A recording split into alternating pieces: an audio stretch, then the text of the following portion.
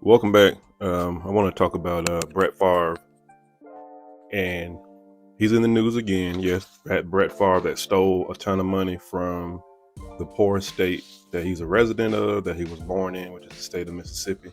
He has now decided to go after Shannon Sharpe, aka Unc, and also go against Pat McAfee. And these are two former NFL alums, as well as Brett Favre. Of course, he's an NFL alum, and he has a storied career on the field. And in the lawsuit, or the defamation lawsuit, it essentially claims that because he has been accused of wrongdoing, and you may know the story, you may not know, but Brett Favre was involved in I would say, obtaining a $5 million grant from the Mississippi Community Education Center, and that was put towards a volleyball arena and approved by the state attorney general. And there are text messages to prove that there was an exchange, and that a deal was brokered, and that deal was brokered and pushed through, and construction broke ground, and now there is a facility. Now, the issue at hand is that Brett Favre knew exactly from point zero, right, or point A to point Z. He knew where the money was coming from, and obviously he's using his celebrity status to in my opinion, to pretend or act as if he did not know.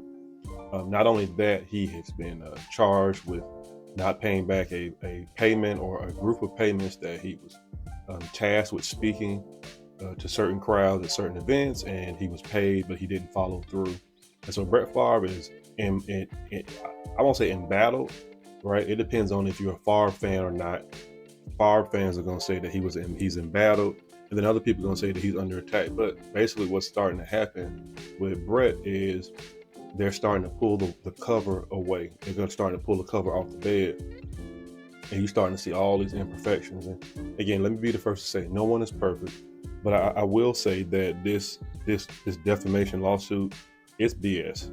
And so, according to Mississippi 16's WAPT, a suit was filed on last Thursday. It alleges that Mcafee and Sharpe used the media to further false allegations and implications regarding Favre, who has denied that he deliberately used money designated for Mississippi's poor population for his own purposes. McAfee hosts the Pat McAfee Show, while Sharpe co-hosts Fox Sports One show, obviously with Skip Bayless. And I'm just kind of at a loss, right, as I stutter in fathoming that, he more than likely isn't going to do a day in jail. He's not. And so if anybody is hoping that justice will prevail, that justice will be served, Brett Favre would not do a day in prison or not a day in jail. Brett Favre more than likely will be sentenced, but it will be suspended. Brett Favre will more than likely pay restitution. And last time I checked, Brett Favre has a net worth of, I believe, $100 million.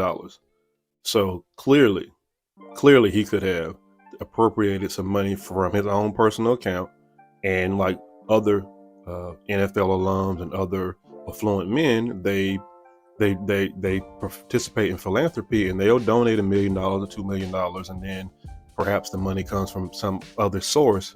But he didn't do that. He completely stole that money to build and to benefit his child, who at the time was going to his alma mater, which is Southern Miss.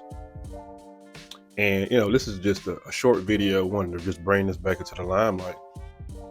And so I want to get back to the speaking fees. And so he actually owes over $600,000. That is over $500,000 for speaking events that he never attended. And again, I'm just surprised that he has not garnered more infamy. Yes, we've heard about it, but generally guys like this, what happens is they'll report it, and then they'll be quick to say, oh, another news. Now, if it's another type of quarterback or another type of person, then what happens is they don't want it to go away.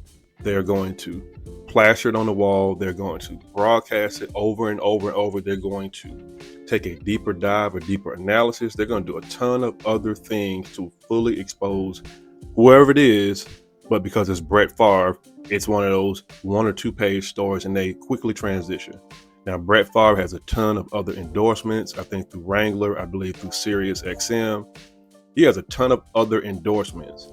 And I think it's a complete hypocrisy by these corporations who know that this man is involved in, he's really involved in something serious, and yet they continue to allow him to remain on their roster to push their products. That says a lot about that company or those particular companies. I don't wear Wrangler and I don't listen to Sirius XM, but for him to stay in the capacity that he's staying in is a complete double standard, and that's the issue I think with our country is we're so enamored with sports, and that because we love sports so much and we love a winner, we always want to turn the other not the other cheek, but we kind of turn a blind eye to their indiscretions, the things that they do. Brett Favre, again, also a married man. Brett Favre initially tried, I believe when he was with the Jets, he initiated attempted a sexual tryst with, I believe, a masseuse or with some young lady, and she did not give in to his overtures, but that was reported. But again, it was never widely reported because, again, he has his pedigree as being a Super Bowl winning champion. He's been in multiple Super Bowls. He has passing records. No doubt about it, he's a phenomenal quarterback on product on the field. But from a morality standpoint, I think that we need to start reevaluating ourselves when we allow somebody to break the law openly, and as they break the law, they either get slapped on the wrist or we just say, he didn't mean to do it. So in the end, we're going to see how this defamation lawsuit plays out. I think it'll be thrown out of court. Brett, you have bigger fish to fry. You need to man up and you need to reevaluate yourself and basically pay back that $600,000. And then you got to work out a payment plan to pay back the $5 million you stole from disenfranchised and poor people in Mississippi. And then that's what you need to do. At the end of the day, we all should do what's right, irregardless of our status, because last time I checked, we are born the same way into this world. We should certainly transition away from this world on one day. So let me know what you think in the comments. Like, share, subscribe. This is Bearded Aquarium, and this is All Things Considered. See y'all on the next video.